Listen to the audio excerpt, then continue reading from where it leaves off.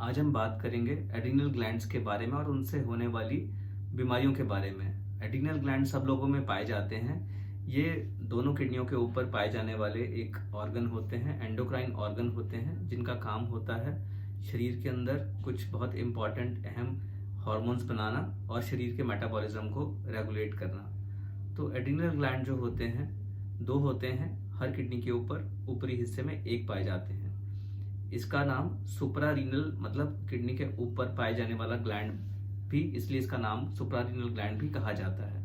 Adrenal gland जो होता है उसका स्ट्रक्चर ऐसा होता है, एक आउटर लेयर होता है जिसको कि हम कॉर्टेक्स कहते हैं और अंदर के हिस्से को मेडुला कहते हैं। कॉर्टेक्स जो है जो हार्मोन्स बनाता है वो होता है कॉर्टिसोल।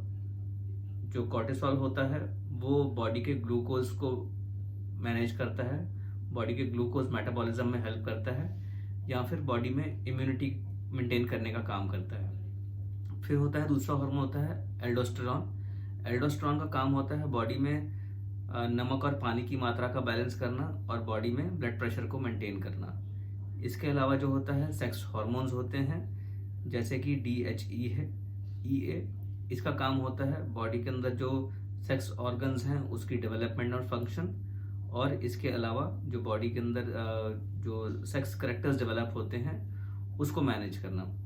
फिर होता है जो अंदर का हिस्सा जिसको कि हम मेडुला कहते हैं, वो बॉडी के अंदर जो अहम हार्मोन बनाते हैं उसका नाम है एड्रिनलिन और नॉर एड्रिनलिन। एड्रिनलिन जो होता है मेन जो हार्मोन होता है फाइट और फ्लाइट रिस्पॉन्स का, जो बॉडी में कोई भी क्राइसिस होता है तो उस टाइम पे एड्रिनलिन और नॉर एड्रिनलिन जो है बॉडी का एक्शंस और बॉडी के जो फंक्शंस हैं वो मेंटेन करते हैं। जो एड्रिनल ग्लैंड की बीमारियां होती हैं वो क्यों होती हैं, इसके कई सारे कारण हैं। एक होता है कि उसके अंदर कोई ट्यूमर बन गया। ट्यूमर आमतौर पे जो है बिना कैंसर यानी जिनको कि बेनाइन ट्यूमर्स कहते हैं वो वाले होते हैं। कुछ सिचुएशंस में वो कैंसर वाले ट्यूमर भी बन सकते हैं।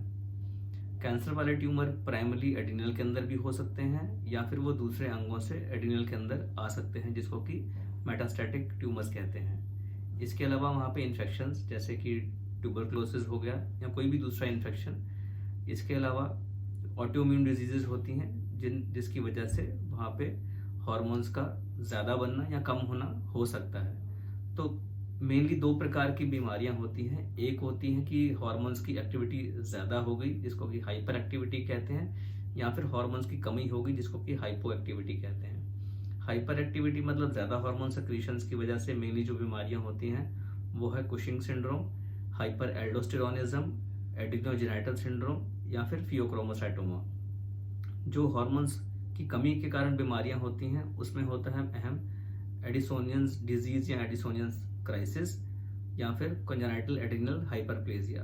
मेनली जो इसके अंदर तीन बीमारियां हैं, कुशिंग्स, एडिसन्स और फियोक्रोमोसाइटोमा, उनके क्या क्या लक्षण होते हैं। कुशिंग्स के अंदर जो होता है वजन बढ़ जाता है, ओबेसिटी हो जाती है, शुगर या ब्लड प्रेशर बढ़ जाएगा, जो फेस है, जो चेहरा है वो राउंड हो जाएगा और उसको मून फेसिस भी कहते हैं।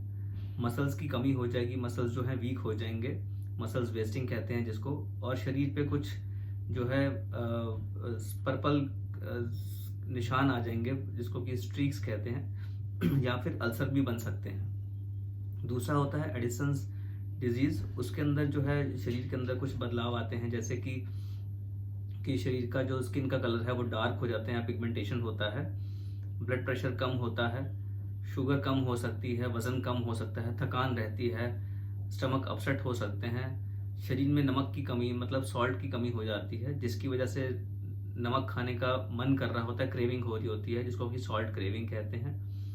तो ये जो सिम्टम्स हैं सारे एडिसन्स डिजीज़ के हैं। इसके अलावा अगर हम ब्लड टेस्ट करते हैं तो उसके अंदर सोडियम जो लेवल्स हैं वो कम आते हैं और पोटेशियम की मात्रा ज़्यादा होती है। फिर होता है फियोक्रोमोसाइटोमा। फियोक्रोमोसाइटोमा के अंदर एड्रिनलिन, नॉर एड्रिनलिन की जो मात्रा है वो बढ़ जाती है जिसकी वजह से ब्लड प्रेशर बहुत ज़्यादा बढ़ जाता है, ट्रेमर्स आ सकते हैं, पैल्पिटेशन हो सकती हैं और ऐसा लगता है कि जैसे शरीर में बहुत अचानक से ऐसा लगता है कि जैसे जान चली जाएगी, जिसको कि ऐसा बोलते हैं कि फियर ऑफ इम्पेंडिंग डूम, इस तरीके से ऐसा लोगों को फीलिंग आता है। वेट लॉस हो सकता है और फ्रीक्वेंट हेडेक्स हो सकती हैं। तो ये सारे जो हैं सिम्टम्स हैं फियोक्रोमोसाइटोमा के। तो इनका अब इलाज कैसे किया जाता है? 2 तरीके से इलाज होता है। एक होता है कि जो हार्मोन्स की कमी या उसकी शरीर में मात्रा ज़्यादा है, उन हार्मोन लेवल्स को मेडिसिन द्वारा रेगुलेट करना।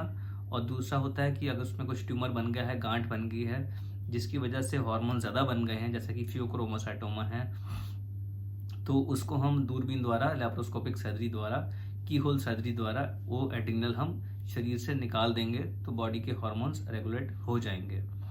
और ये सर्जरीज जो हैं यूरोलॉजिस्ट द्वारा परफॉर्म की जाती हैं और आमतौर पे ये सेफ सर्जरीज हैं। और जो है ये टीम वर्क होता है साथ में, जो होता है जैसे फियोक्रोमोसाइटोमा है उसके अंदर टीम वर्क रहता है। जो एंडोक्राइनोलॉजिस्ट होते हैं वो हार्मोन्स को मेंटेन करके रखते हैं।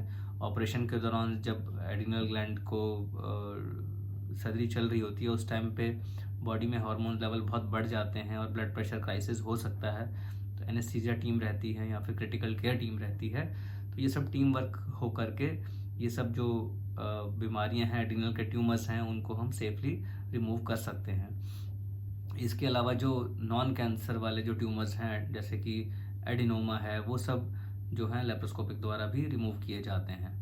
जिन केसेस के अंदर कैंसर हो जाता है या फिर कैंसरस एड्रिनल ट्यूमर्स हैं, उस केस के अंदर कीमोथेरेपी या रेडिएशन थेरेपी भी की जाती है। डायग्नोसिस के लिए आमतौर पे क्लिनिकल हिस्ट्री या एग्जामिनेशन और ब्लड टेस्ट हैं या हार्मोन लेवल के जांचें हैं, वो सब करने से डायग्नोसिस होता है। इसके अलावा रेडियोलॉजिकल टेस्ट जैसे कि अल्ट्रासाउंड, सीटी स्कैन, एमआरआई या फिर कुछ केसेस में एमआईबीजी स्कैन, स्पेसिफिक किस्म के स्कैन होते हैं, या पेट स्कैन, ये सब जो स्कैन्स हैं वो बीमारी का पता लगाने के लिए की जाते हैं। दोस्तों, मैं doctor Aman Gupta, urologist, andrologist and kidney transplant surgeon, Fortis hospital, Vasant Kunj, Delhi.